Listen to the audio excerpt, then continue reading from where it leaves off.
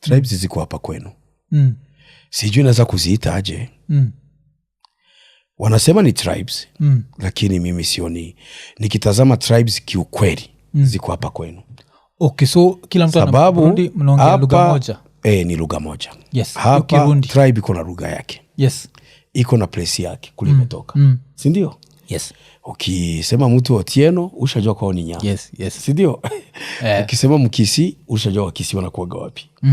Ukisema mtu wa Mlima unajua Mlima anatoka wapi. Yes. Sasa kwetu hakuna mtu iko na kwake ati sisi tunatokaga huku. Jina zinafanana. Yes. Kenya jina hazifanani. Yes. Si ndio? Jina ya mtu ndio kabila yake. Si ndio? Na ndio ukoo wake. Kwetu sio hivyo.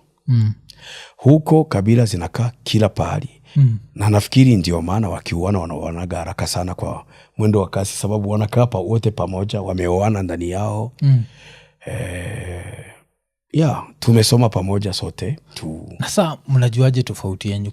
Ama ni kama sijui, nadhani ni kitu mtu anaambiwaga akizaliwa, kama sisi ni sisi ni watu fulani. So ni majina gani zinatumika? Zinajua Rwanda kuna Tusi, kuna Hutu, kuna Twa.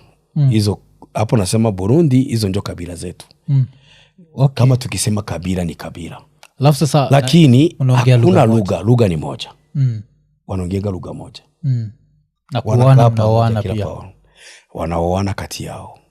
Wanafanya kazi pamoja. Shule tunasoma pamoja. Mwalimu anaweza kwa ile kitu uliambiwa ati ni Mtusi ama ni Mhutu, but atafundisha wote. Atakuwa mwalimu wa wote. Yeah.